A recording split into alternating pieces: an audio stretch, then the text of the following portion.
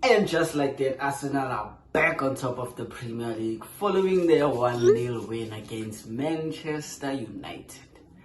Yep, it was another interesting game. Super Sunday match day. Manchester United were home against Arsenal, the Gunners.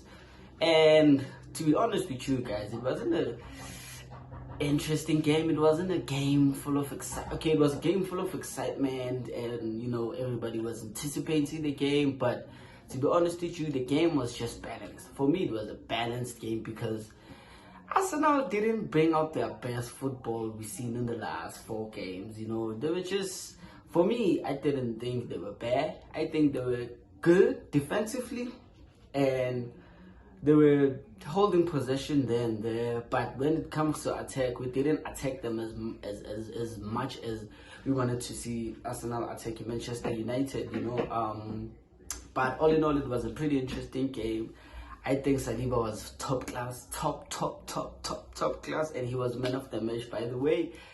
He deserved it. I mean, you see the combination between Gabriel, no Saliba, it's just out of this world, guys. You all know the partnership between the two. I mean, it's been a lucky season not having to lose either of them or both of them, worst case scenario.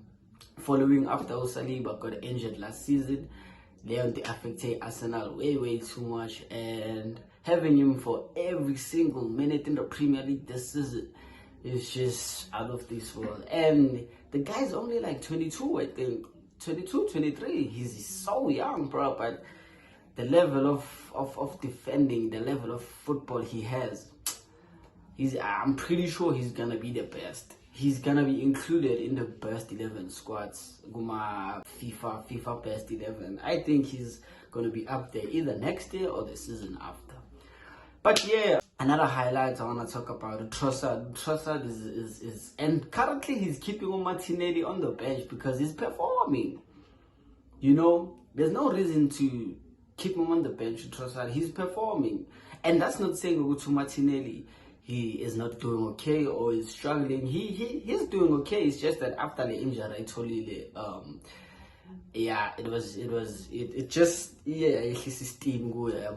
took out that fire out of him. But I know he's gonna bounce back. He's a pretty exceptional player, and the competition between the two, Trossard and Martinelli, is quite interesting because it keeps the team motivated. I mean, every player wants to fight for his place. I mean, that's all we know with football. And then this is just healthy competition, But Arsenal were just good. They needed 3 points, and they got the 3 points, and they pushed the title race all the way to the last day.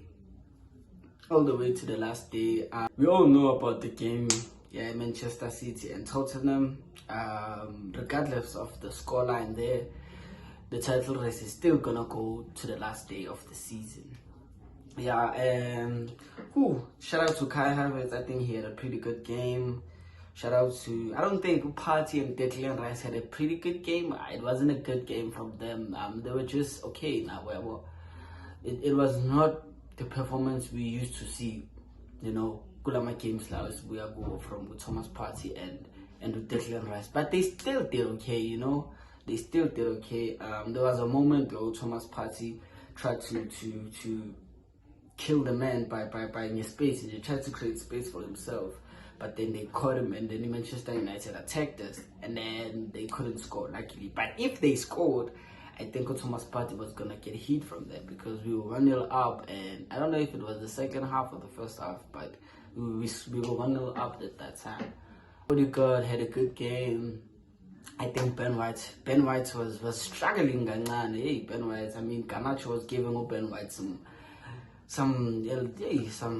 hey. But yeah, he did okay. I think he did okay. Tomiyasu was perfect. It you know, we needed the 3 points and we got the 3 points, and that's all that matters. I mean, it's only one game left. There's no need to just go all the way out. It's just that on our last game against the Everton, we need goals there, just in case, you know, if it happens with the Tottenham and Manchester City draw, and then it's gonna go down to like the goal difference.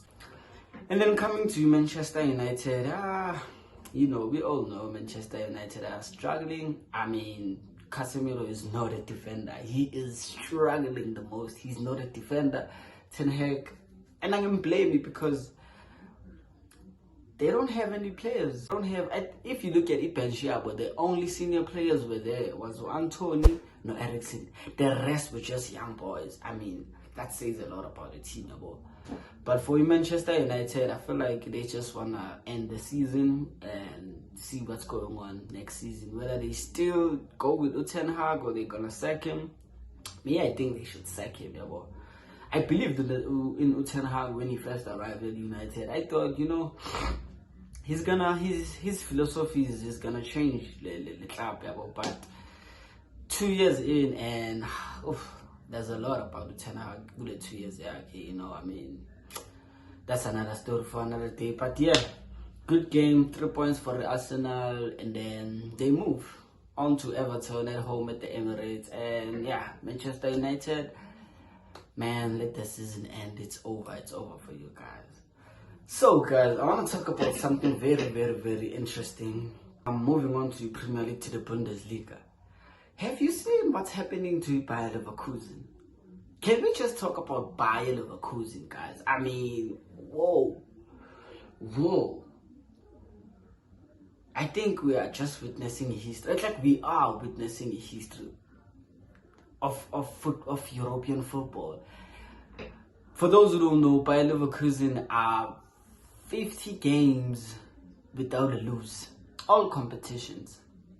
They just won their game 2-0 against I don't know what that club is, but they just won 2-0. I didn't watch the game. I'm watching Bayer Leverkusen's game recently because I think they're playing good football. Not recently, but I started watching them when they were like 20 games unbeaten. I was like, hey, there's something about it, Bayer Leverkusen. I mean, the quality of players they have, Shaka, Vritz,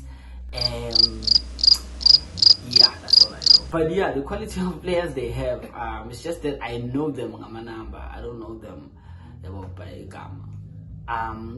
They have quality players there. They have quality players, and I think what Xavi did to that club is very, very special. And they are in competition for the treble, so it's gonna be interesting. It's gonna be interesting. I think they're gonna go 53 because there's 3 games left, 1 in the league and then 2 finals. Yeah, I think they're gonna win their last 3 games and they're gonna go 53 games unbeaten. That's like a world record in football. 53 games unbeaten the whole season, all competition, no lose. Wow, that's crazy.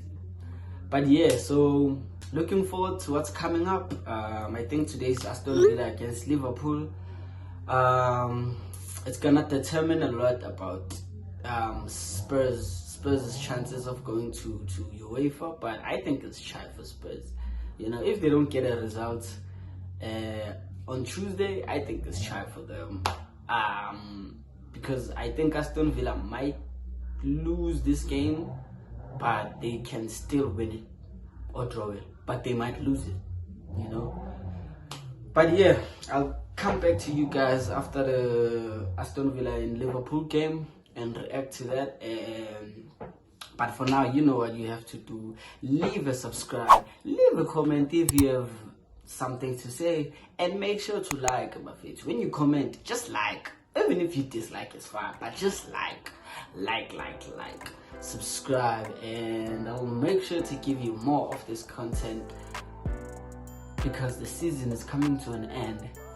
It's gonna be transfer news, and I've heard something about Toni Kroos coming to Manchester City.